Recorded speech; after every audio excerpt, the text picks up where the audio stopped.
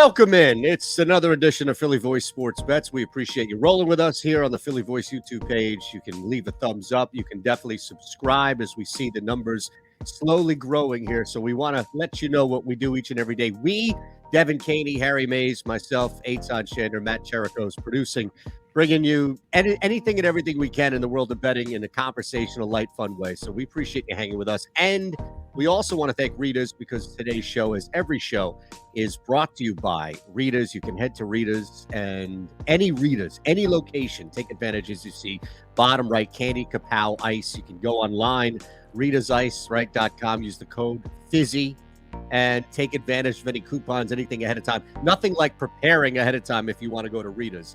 So we have a second preseason game under our belts. We'll end, nice little tease here, but we'll end with some best bets for the Phillies Reds, either game or series that we have, and I'm sure we'll find something to talk about in between. But we do have the second preseason game. Nothing happened really on the surface. What do you mean nothing happened? Well, I said on the surface. On the surface. I think we're already going to be putting in another camp wide receiver into the Hall of Fame after Devin Allen's big play yesterday. I was going to say, yeah, we saw fastest man alive Devin Allen, who still might not make the roster after making an incredible catch.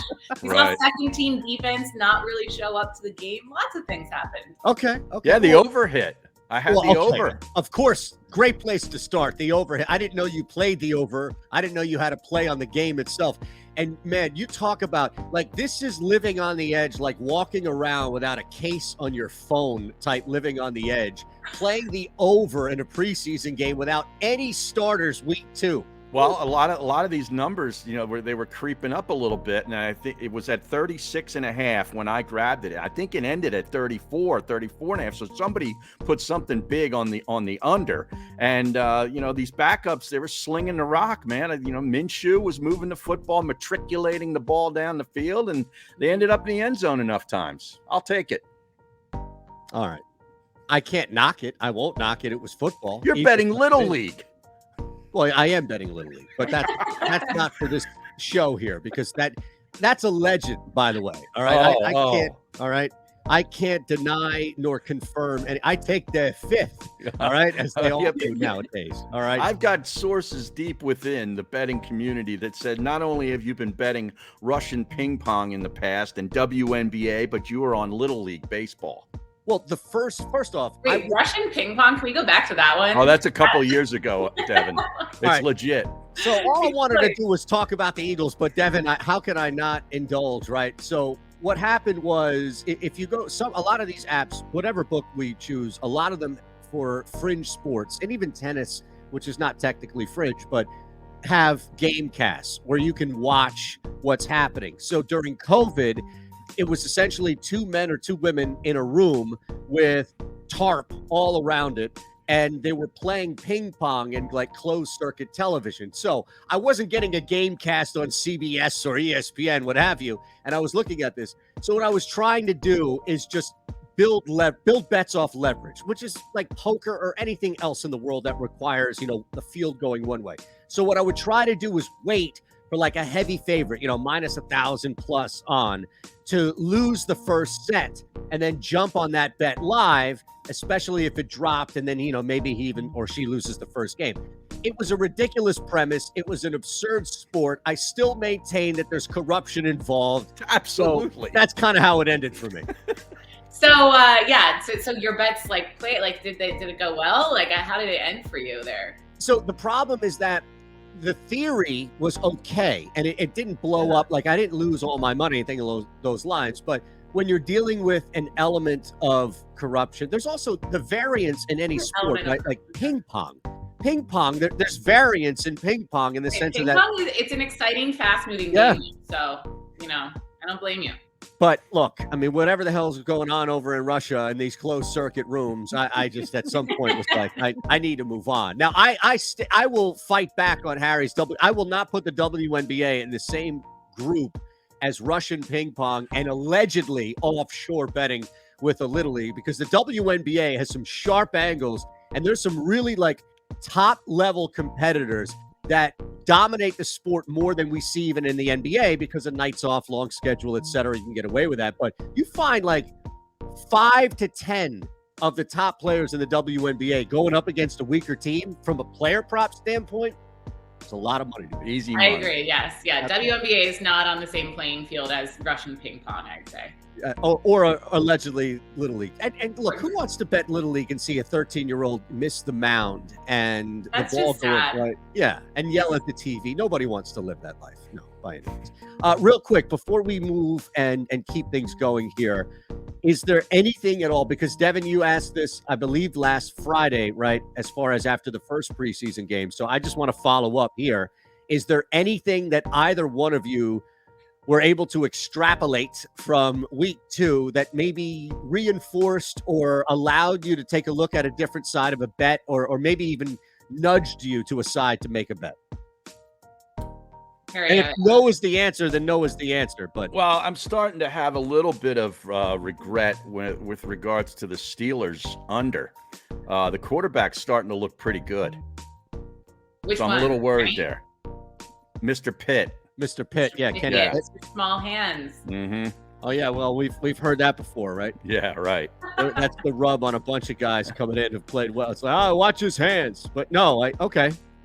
So you're regretting that already? A little bit, just a touch. I try not to put too much stock into it, positive or negative, into preseason stuff. But I happened to have a little look at the highlights yesterday, and he's starting to look pretty good. What was their over? What do we get it at 8.5? I think, or 7. Yeah, 7.5. I mean that division. Look, even They're- with yeah, I mean, I think they'll still definitely finish last in the AFC in their division.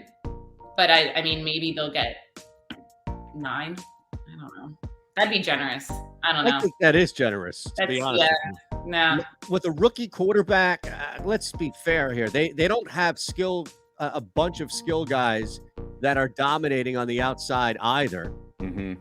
So this is an uphill. They have Najee Harris, who is a fantastic talent in the backfield, but at some point, Kenny Pitt's going to have to make some throws. Mm-hmm. Oh, I have agree. 7.5 on Superbook. 7.5. So Yeah. Oh wow. Okay. Well, 8 maybe. what's the what's They the could go 8, Is and it 9. shaded over or under? Is it plus money to go under 7.5? I have to No. go back in my my Mine's- notes here. This was a couple of. Because if it's 8.5 elsewhere, and you can get plus money to go under 7.5, at Superbook, I would jump on that. It was plus 100 for under. For under what? 8 Under or 7? 7.5. Well, you both okay. Well, I'm okay with that. I'm okay. Yeah. I do want to mention this because I think it's worth a note here about week 1 and week 2.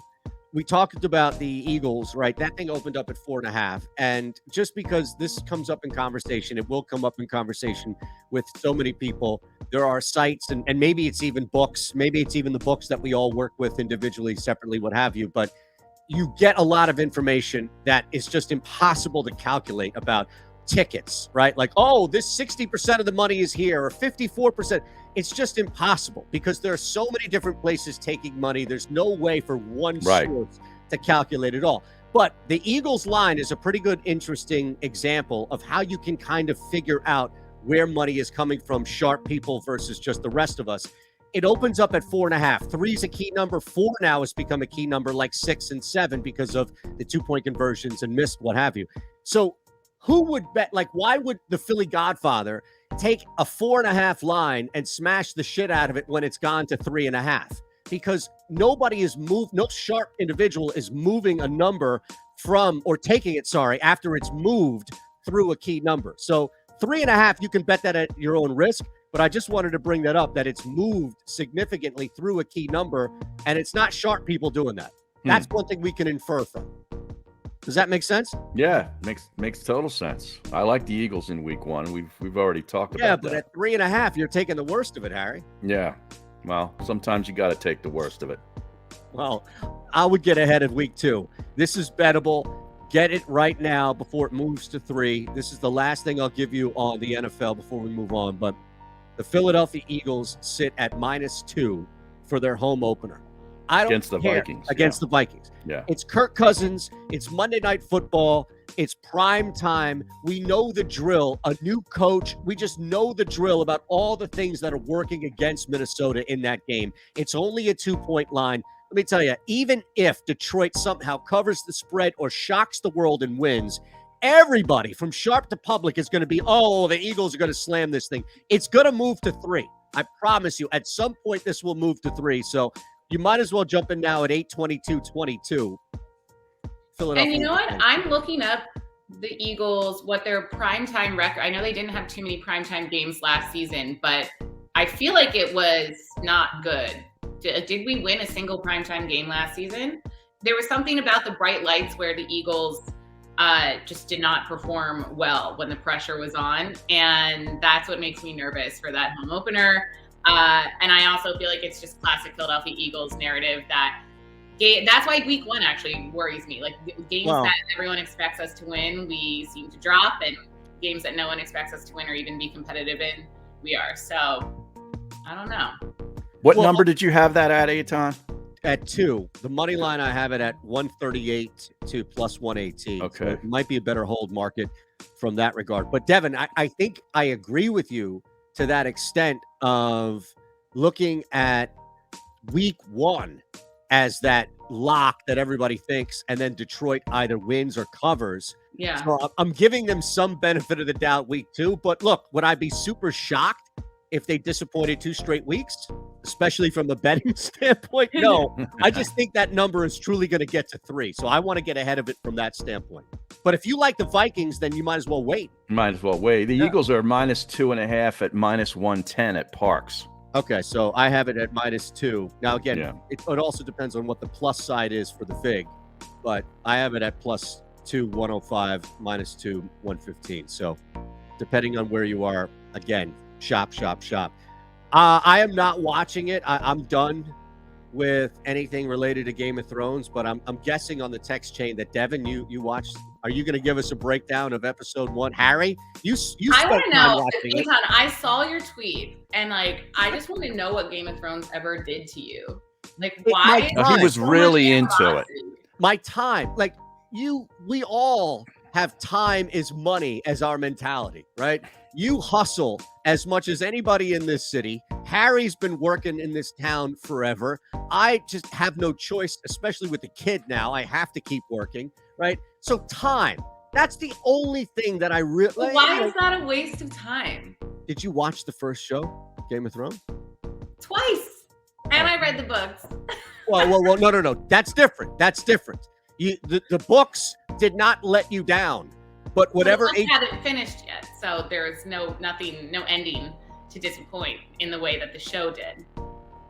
But while the show, I will say this, while the show's ending was not what everyone wanted it to be, wasn't, I don't know, the most satisfying, Game of Thrones is the best show on television in the history of television. No other show was cinematic, a literal movie every single Sunday. So I'm so excited for this new show to be back. I loved episode 1. And even though the ending of the original series wasn't great, it was never a waste of time. I'd say there were a couple of mid-seasons. Well, if you invested your time week by week like Eytan did, he watched it as it happened. I could see being really disappointed with the way that show ended. You know what I mean? I binged it after a year after everybody watched it. So here's what I did. I watched it when it first came out, week by week, season by season. And then right before the final season, it was when I first moved back to Philly, my mom and I binged all of the seasons together. So I did a little bit of both. Nice. And I just think if you think it was bad or a waste of time, then you weren't really paying attention to it.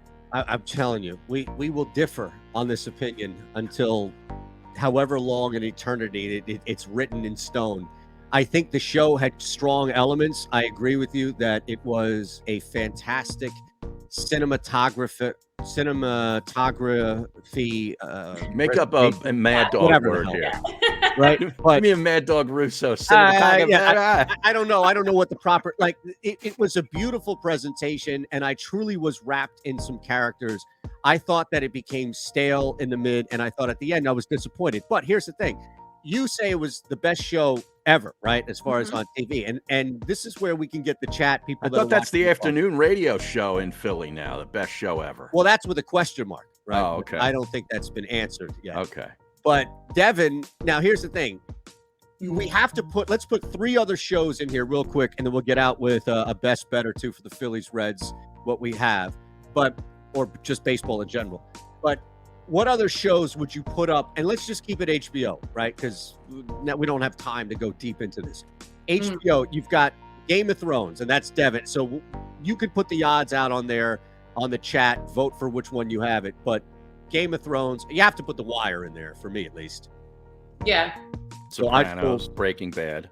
No, Breaking Bad's not HBO. Sopranos, it's not. Okay. HBO, and then what else would you say?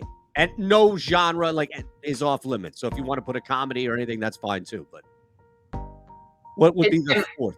Am I answering or is Harry answering? No, I'm just saying in general. It's a collective conversation. So I would say for this debate, because I think everyone's had it multiple times, and it's like HBO does put out premium content, right? Like they are premium cable, so their shows are elite. It is usually Sopranos, The Wire, Game of Thrones. Maybe I think Succession is a really good show. I've heard amazing things about that. Yep. It's incredible. I don't know what else. I know that we get caught prisoner of the moment, etc., and we'll get out with a best bet here. But I think you're onto something, Devan, because there is this general swell of appreciation for this show, and I haven't seen any really detraction from it at all. So the new show. Yeah, Secession. Okay. Okay. No, not the new really, Game of Thrones. really The Game of Thrones, the new show, is it a prequel? Yes. Okay, because that's you. Okay. All right, I tell you what. All right, I'm gonna watch it. Watch it. Yeah, Wow. I'm gonna watch it. All right. I was just so excited to hear like the Game of Thrones music The and theme the music. scenes and everything again. It feels like Monday Night Football's back or something similar, like da, da, da, da. All right. Well, can we just one more side note on that? Like, remember those times? I think it was especially during the final season of Game of Thrones when it was before HBO Max, and every Sunday night, Twitter was just like live tweeting every single moment that happened in Game of Thrones. Like, we need to get back to that moment. So there hasn't really been a show like that since, where we're all watching it at the same time. I turn the phone off when that happens. Well, I love it. I couldn't care less what anybody else thinks about anything. Well, there you go. You also don't want to have somebody's head cut off and then it be spoiled because you're 6 seconds behind on cable. So it make either way, but there's also the camaraderie of watching something collectively that maybe the Phillies will give us in the playoffs. Probably not. All right. So let me hit you with one thing to think about. Whatever you all have with the Phillies Reds, if it's a play, if it's something for the series to keep an eye on. But there's a really good opportunity tonight to build a K ladder. Told that about Harry. Harry's like, what the hell are you talking about with the K ladder? You look and identify an over-under for somebody who's got a really good K rate for me going up against a team that strikes out. That happens to be Jeffrey Springs at home, the Rays, taking on the Reds. The Angels, who strike out left and right almost as much as we see the Reds, if not more. Springs over-under sits at 5.5. So I'm going to go 6+, 7+, 8+. It's like rungs on a ladder. And the higher you go, the more the return, right? So 6+ -122, bet to win the unit, then +168 for 7, +320 for 8. The guy's got an insane K rate. The Angels are absolutely miserable right now. So sign me up for that. That'd be my best bet on the way out. I'd love to know how often, it's 3 over the total that they give out. You know what I mean? It's variance, man. This sport is ridiculous when it comes to just it could be the difference of 1 inning, 2 Ks. So, all right, Devan. Sorry, go ahead. Well, go ahead, Devan. Oh no! I just said I like it. People always say betting baseball is boring, but clearly not. Oh no. No. What do you think about getting involved in the first 5 over for the Phillies tonight? It's 2.5. And it's -120. The ball was flying out of the yard yesterday with all those home runs. It's going to be humid again tonight. There might be a little bit of rain, but who cares? It's the Reds, too. I'm going to take the Phillies over 2.5 runs in the first 5 innings at only -120. And I'm also going to go into the soccer this afternoon. Whoa. 3 o'clock this afternoon, Premier League. I love the Premier League. Man U is a toxic situation right now, starting off They with are. 2 losses in their first 2 games. Look They at got you. beat by Brighton and Brentford. There's all kinds of chaos going on over there. They host Liverpool at Old Trafford today, and I'm going to at least think that they can get the draw at plus 340 and grab a point here because things are on edge. And Liverpool is one of the class teams of the league. And Manchester United needs a good effort today. I'll take plus 340 on the draw. Wow. That's bold. 3-way play on man. I did not think we would have that as a best bet to get out of here. All right, Devan, not to be outdone. What do you have on the way out? I have just Phillies winning tonight. Simple, because they need it after a completely disappointing and heartbreaking series against the Mets this weekend. That was the best that my heart could do after watching the Phillies play. But now that I know Premier League soccer is allowed, it's on board. I'm into it. I like that. Allowed. Yeah, everything's allowed Little except League baseball. Little League, Right. Except and ping pong, maybe sometimes. And on the way out, thank you, because you apparently were the difference this weekend. The only game that you attended was the one they won. Right. Thank you. Right? I know. I need to attend like every Phillies game from here on out so we make the postseason. We could crowd fund that, by all means. Ticket for Devan. All right. Well, thanks again. Hit the thumbs up button. Subscribe on your way out. We'll see you Wednesday.